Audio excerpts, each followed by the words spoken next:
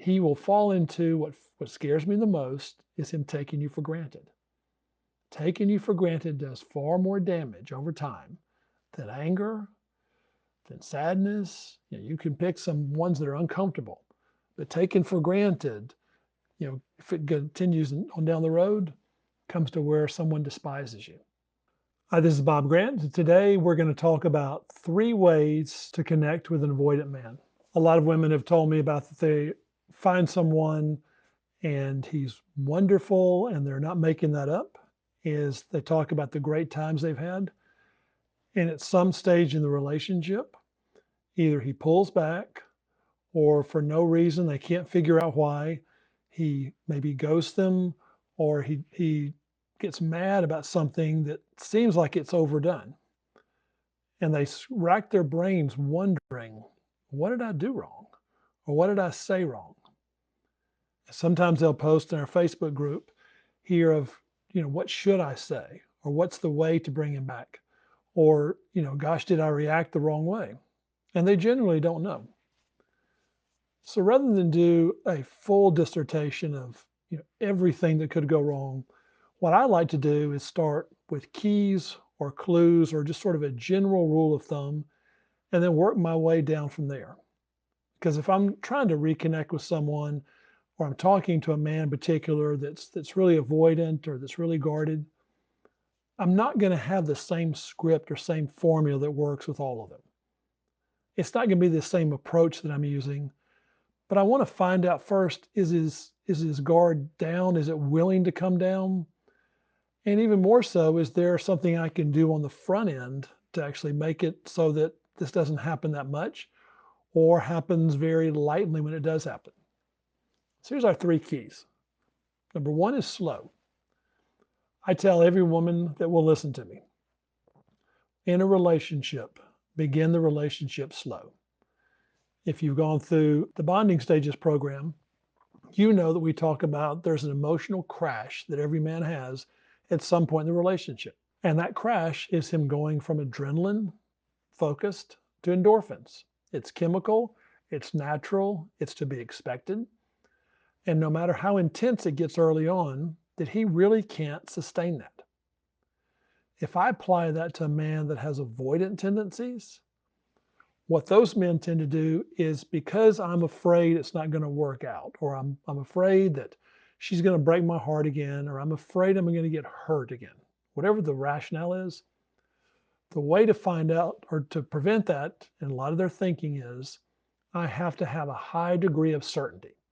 If I could know for sure that she's the one, then I can give my heart. And the way they measure that is by intensity.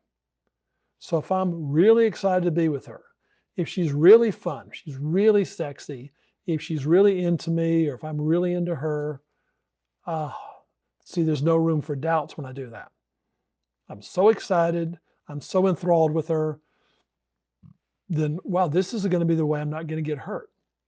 This isn't going to be usually a conscious thing that a man does, as much as it's an unconscious projection that before, when my relationship ended up bad, when I look back, there's a couple of things that I didn't notice and probably should have pointed out. Oh, if I'd have just addressed those things early on, if I just gotten out of the relationship, then I would have not gotten hurt by this woman. Now, in hindsight, if I was to look back with him, the things he's looking at are things that are probably normal in most relationships.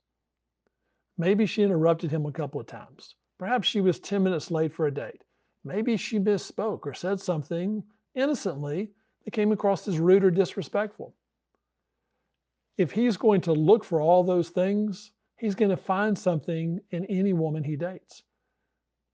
And so rather than getting it all magnified and intense on the front end to avoid him kind of looking back with hindsight, we want it to be where on the front end, his main focus is, why is this going so slow? Does she like me a lot? Is there something I'm doing or not doing? In other words, we want him to be motivated, and we motivate primarily by going at a pace that's slower than he'd like. Now, is that a game? I guess to some degree you could call it a game. So the opposite of a game is Wow, I'm just going to do whatever someone wants, be completely transparent, have no doubts. I mean, that's transparent, but the problem with that is when we just give someone whatever they want, they take us for granted. Our value decreases. All of a sudden now he starts to make certain assumptions that you'll be there and you'll be accommodating. And that's going to lead to his feeling listless towards you. See, this is part of what fuels the avoidant behavior. If you'll think of avoidant like someone that's had too much cake or too much, if they've eaten too much of something, they're just bloated. They're just, it's not that I don't like it. It's not appealing anymore in the moment because I've had too much of it. It came too quick and I'm overwhelmed with it. So if I know that someone's avoidant, or I'm going to ask you to, in general, pretend every man's got some avoidant tendencies, just overarching, some more than others. And if they do that early on, it's so that he ends up choosing. He doesn't have all these options. You always say yes. You're always available. You're always agreeable. We want to make a good first impression early on. But if we're too accommodating and giving too much, he will fall into what scares me the most is him taking you for granted. Taking you for granted does far more damage over time than anger, than sadness. You can pick some ones that are uncomfortable, but taken for granted, if it continues on down the road, comes to where someone despises you. We don't have to make it where he never takes you for granted, that we're rigid about it. But overgiving and overcompensating is a way to make him feel connected with you early on, but it's too fast. Remember, the faster a man gets to know you or starts to have a relationship, the harder the crash is going to be. Because at some point, you can't be fantastic all the time. You're not supposed to. At some point, you're going to disappoint him. You're going to say no to something, whether it's an impromptu dinner, whether it's just make up stuff. Let's go see my parents this weekend. Um, and when you do say no, if he's used to this yes all the time, because it's fast, he's used to fast results, then his crash is going to be hard and his avoidant doubts are going to kick in even more. We don't cure and heal avoidant tendencies by giving. Let me repeat that. Giving, especially overgiving, does not make an avoidant man want to come closer to you. It makes him take you for granted. Remember, we want, especially here in the Women Adore Club, we want women, my suggestion, hope, pleading, is for you to focus on being a rewarder, not a fixer, not a helper. But to reward, you have to wait until he gives you stuff to reward. And sometimes that's hard to do, but by doing so, you're emphasizing your value and you're demonstrating to him that you think you're valuable, that you think you're worth pursuing. So that's number one. Number two, so we want to be firm. Being firm is not about being harsh. Being firm is not about being ugly. It's not about being powerful. It's not about being masculine all the time.